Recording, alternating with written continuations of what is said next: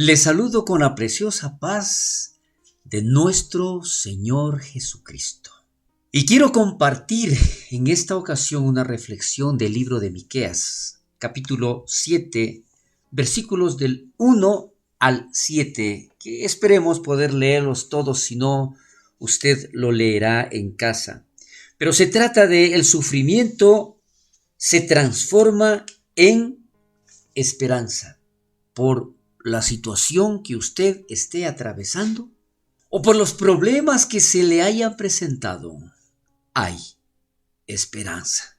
Y refiriéndonos a los versículos 1 y 2 del capítulo 7 de Miqueas, antes de leerlos, quiero que usted se dé cuenta que esto fue escrito hace mucho tiempo atrás, en donde el profeta Miqueas declara en este libro de la situación por la que el pueblo de Israel estaba atravesando. Este libro fue escrito aproximadamente 735 años antes de Cristo.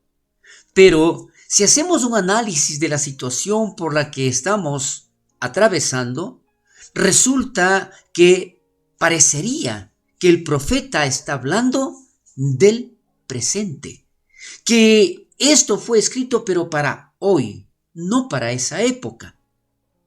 Y declara la palabra de Dios de la siguiente manera en Miqueas capítulo 7 versículo 1 y 2. Ay de mí, porque estoy como cuando han recogido los frutos del verano, como cuando han rebuscado después la vendimia y no queda racimo para comer. Ni mi alma deseó los primeros frutos. Dice el versículo 2, faltó el misericordioso de la tierra, y ninguno hay recto entre los hombres. Todos acechan por sangre, cada cual arma red a su hermano. Si estos dos versículos los resumimos y nos damos cuenta al comparar, como le decía, de esa época al presente, definitivamente esto es lo que nosotros estamos viviendo. Pero aquí el profeta no está culpando a nadie, no se está lamentando por los demás, sino por él mismo. Dice, ay de mí, porque estoy como cuando han recogido los frutos de verano. ¿Qué significa esto? Que él también estaba sufriendo las consecuencias de la maldad, de la desobediencia, de la rebeldía, del rechazo de la palabra de Dios.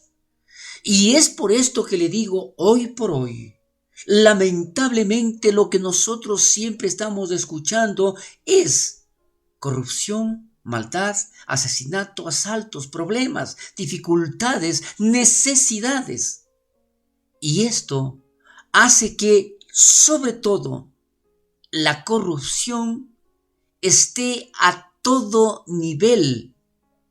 Y nosotros ya no podemos confiar en nadie. Y declara también la palabra de Dios allá en Mateo capítulo 24, 12, dice que por haberse multiplicado la maldad, el amor de muchos se enfriará. Si nosotros nos damos cuenta, esa es la realidad. Nosotros podemos ver que ya no importa lo que le pase al amigo, al pariente, al conocido, aún a aquella persona que está tal vez mendigando. No le importa. ¿Por qué? Porque la maldad se ha multiplicado. Ahora a nadie le interesa la vida de los demás. Y si tienen que tomarse algo de los demás, no le importa tampoco quitarles la vida por ello. Y vemos más adelante en los versículos 3 y 4 del mismo capítulo 7 de Miqueas, en donde declara, dice, para completar la maldad con sus manos, el príncipe demanda y el juez juzga por recompensa. Y el grande habla el antojo de su alma y lo confirma. El mejor de ellos es como el espino, el más recto como zarzal. El día de tu castigo viene, el que anunciaron tus atalayas ahora será su confusión. ¿Qué es lo que nosotros estamos viendo? Sí, y decía anteriormente, a todo nivel. La corrupción, no importa aplicar o no la justicia, sino su conveniencia. En donde hay más cohecho, allí aplican la supuesta justicia. ¿En quién confiar? No podemos. No hay en quién confiar. Ni siquiera, en muchos casos, ni en su propia familia.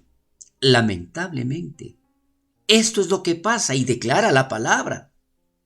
En el versículo 5 y 6 dice: no creáis en amigo, ni confiéis en príncipe.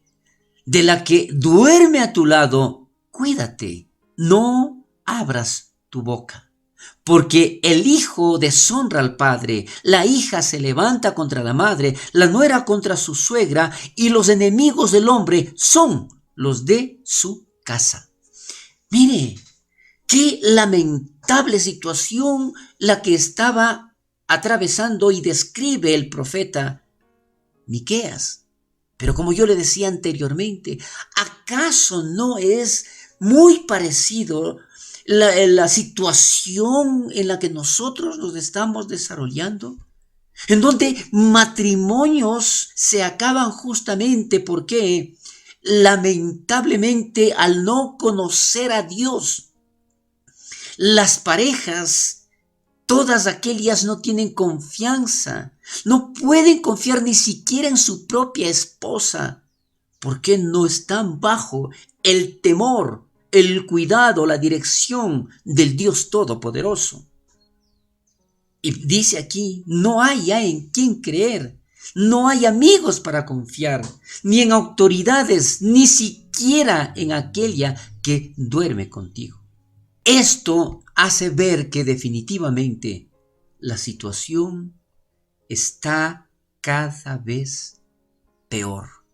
Pero déjeme decirle algo, porque yo le mencioné que el sufrimiento por el que está pasando se irá. Y esto se convertirá en una esperanza. Allá habrá una luz en donde al nosotros dirigir nuestra mirada, poner nuestra confianza y creer en un Dios todopoderoso, nuestros problemas se solucionarán. La situación cambiará. Y allí donde no había dinero, allí donde no había para comer, allí donde el refrigerador probablemente estuvo vacío, allí en donde el sueldo no alcanza para nada, allí Dios nos dará la sabiduría para administrar de la mejor manera. Dios nos dará la provisión necesaria para seguir adelante y ver que en nuestra mesa rebosará de alegría y gozo. Habrá la provisión necesaria para nuestra familia, porque solo en Dios podemos confiar y solo Él nos puede ayudar y cambiar todo aquello que, como le decía, era un sufrimiento, ahora hay esperanza. Declara la palabra de Dios. Y esto es lo que nosotros debemos tomar para cada uno. Esto es lo que nosotros tenemos que declarar, pero con firmeza, con confianza, con seguridad, sabiendo que lo que Dios declara en su palabra, lo que Dios promete es una realidad cuando nosotros creemos en Él. Y dice el versículo 7 de este capítulo 7 de Miqueas: mas yo a Jehová miraré, esperaré al Dios de mi salvación. El Dios mío me oirá. ¡Qué maravilloso! Esto es lo que yo quería transmitir, que está escrito en su bendita palabra. No importa la situación por la que usted pueda estar atravesando, no importa la necesidad que exista, el momento en que nosotros confiemos en Dios, podemos declarar como el profeta: mas yo a Jehová miraré, no al problema. Esperaré al Dios de mi salvación, porque Él me dará la solución, porque Él me mostrará la salida, porque Él me dará la suficiente inteligencia, capacidad con su sabiduría. ¿Por qué? Porque Dios no solamente oye, Dios habla, Dios obra, Dios hace milagros. Es por esto que aquí la reflexión de esta porción bíblica es que nosotros no dejemos de confiar en un Dios todopoderoso, que no nos apartemos de Él, porque hoy, en la actualidad, como en esa época que fue escrito este libro, sabe, Dios es la única solución. Es por esto que nosotros, sobre todo en esta época, debemos recordar que nació allá en Belén y que hoy ha nacido en nuestros corazones Jesús, el Emmanuel, Dios con nosotros, el que cuida, el que bendice, el que se entregó por cada uno de nosotros para que nosotros seamos más que vencedores en Cristo Jesús.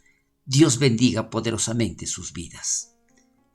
Amén y amén.